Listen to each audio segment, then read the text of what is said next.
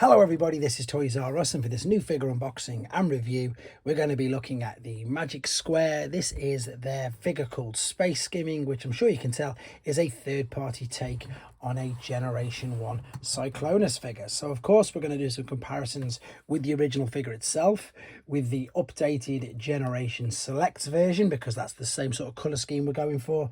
We can also see how he looks in displays with other Magic Square figures, and indeed other third-party Legend scale figures like New Age and indeed Iron Factory themselves. So as I start to pack all these away, I'd like to remind anybody who's not subscribed to this channel, if you'd like to hit that subscribe button for me now please, because it really will help me out.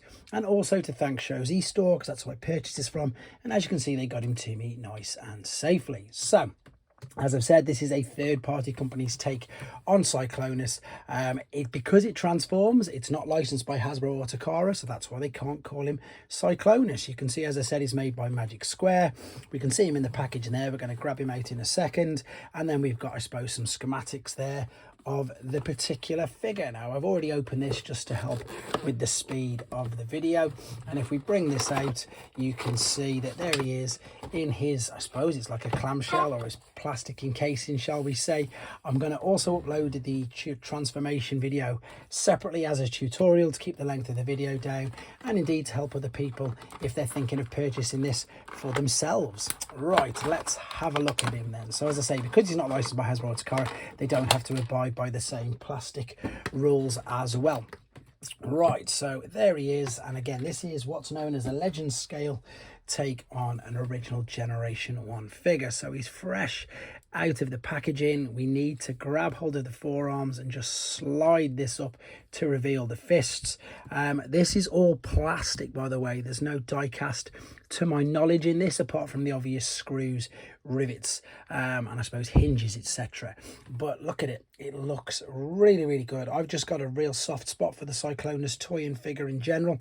I think it looks great. It looks like he might actually have some light. Yes, he does. He's got some light piping in his eyes there, which you can't really see at the moment because obviously the way the light is coming from the camera that I'm using, but there is the red at the back there. So in fact, if I take this bit off, hopefully you can see it, because that's a brilliant little touch that I think, yeah, there you go, makes it look, I love it when figures do that. I know it's really simple, and obviously just some translucent plastic, but I love it when they do that. So with the head, you can turn it around. It does not really have a look up and down. It is pretty much fixed on there. The shoulders themselves, these will spin all the way around completely unrestricted because the wings are attached to the back of it, so you can do that with both.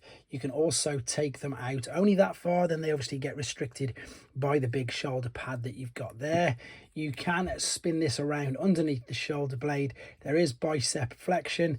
The hands will turn, they will spin as well, so you've got a wrist swivel, you've got a waist swivel, you've got I was going to say it's an ab crunch, but if we're being honest, it's not really. It is mainly coming from the legs and the hips. So the legs, ball and sockets, will go all the way out. So at the back it'll come just past the point of splits, but it won't come as far up. But with regards to sides, again, if you manipulate it just to miss the, I suppose it's not the hip skirt, but it doesn't lift up, you've got pretty much full range of motion there. You can of course swivel it either way. You've got a knee bend, and as you can tell by the feet, these are on ball and sockets as well, so you can twist, turn these and lift these up and down. Right, here is his weapon. Let's pop that in his hand.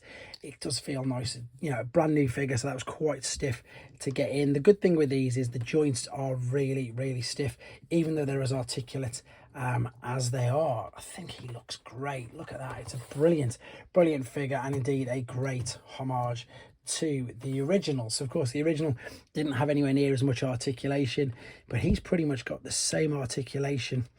I think he has actually, maybe a little bit. I'm not too sure if he's got more or not than, of course, the new Generation Selects version. But the big thing about this is, which this is really coming across and apparent now, is the size of him. So he's tiny compared to the original and the newer official versions. With regard to some other figures, basically what these figures are, they are in between your core class and your deluxe scale figure. So the deluxe is quite a bit bigger, and then the core is quite a bit smaller. So he fits perfectly in that bracket of in between, literally in between. So that's with some of your mainline figures. With regards to some other generation 1 figures, if you collect generation 1, he's obviously not as big as Prime, and again he's bigger than a Minibot. With regards to your third-party company figures, this is the same company. This is Magic Square's version of Trailbreaker, so he's quite a bit bigger than that, but he's not as big. Oh, he is.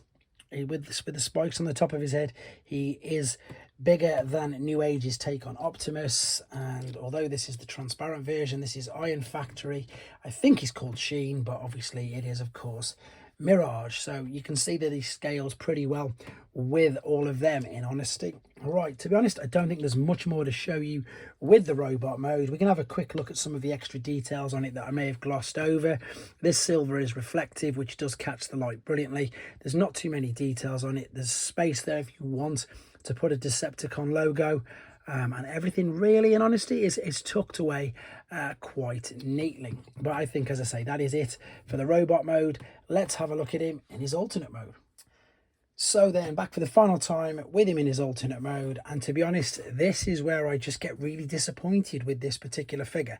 Now, I've got a bit of experience with this because I've done a review of Farak, which is, of course, the white version and use of this particular mould, and it's such a shame. Although, and I've said this before, and I said it in the other video, it's got one of the easiest transformation processes from a Magic Square figure, because I tend to usually find them overcomplicated when they don't really need to be.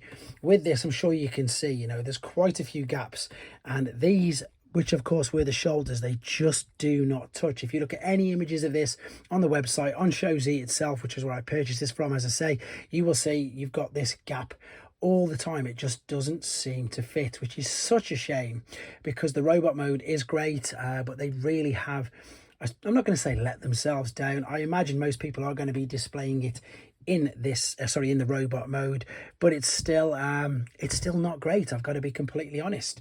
There's also nowhere that you can store, to my knowledge, again please correct me in the comments if I'm wrong, where you can store the weapon if people want to know. I just think, as I say, it's a bit of a letdown. Granted, when you've got the original generation 1 figure robot mode, it is on a different level articulation, but I prefer that. I still think that looks way better. It's sleeker, everything lines up. And again, I just think it looks so much better, especially if you're going to be displaying in this particular mode. For that particular reason, it looks all right. With regards, as I say, to size, though, there is, of course, your Generation's crossover Jurassic Park Jeep. There is a Generation 1 Brawl. No, it's not Brawl, it's Gears.